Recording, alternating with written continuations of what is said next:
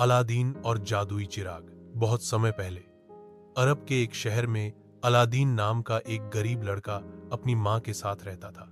एक दिन एक जादूगर उसके पास आया और खुद को उसका चाचा बताकर उसे एक रहस्यमय गुफा में ले गया।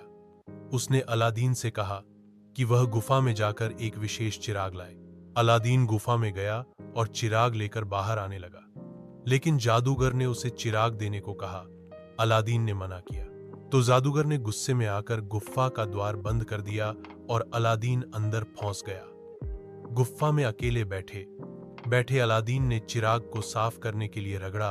तभी एक विशाल जिन्न प्रकट हुआ और बोला, आप क्या हुक्म देते हैं मेरे मालिक। अलादीन ने जिन्न से उसे गुफा से बाहर निकालने को कहा और जिन्न ने उसकी बात मान ली। घर लौटकर अलादीन ने चिराग की मदद से अपने और अपनी मां के लिए एक शानदार महल बनवाया। वह अब अमीर हो गया था। एक दिन अलादीन ने शहर की राजकुमारी को देखा और उससे प्रेम करने लगा। चिराग की मदद से उसने राजा को प्रभावित किया और राजकुमारी से विवाह कर लिया। इस बीच जादूगर को पता चला कि अलादीन अब अमीर हो गया है और उसने चिराग पा लिया है।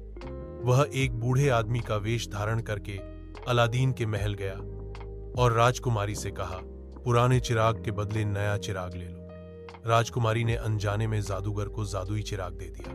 जादूगर ने चिराग को रगड़ा और जिन्न को आदेश दिया कि वह अलादीन का महल और राजकुमारी को दूर ले जाए। जब अलादीन घर लौटा तो उसने देखा कि महल और राजकुमारी गायब है।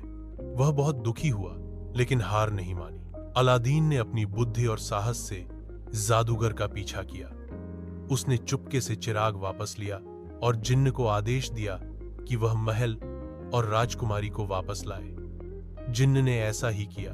अंत में अलादीन ने चिराग को एक सुरक्षित स्थान पर रख दिया और अपनी पत्नी के साथ खुशी खुशी रहने लगा। यह कहानी हमें सिखाती है कि साहस, बुद्धिमत्ता और सही निर्णय से हम किसी भी मुश्किल परिस्थिति का सामना कर सकते हैं।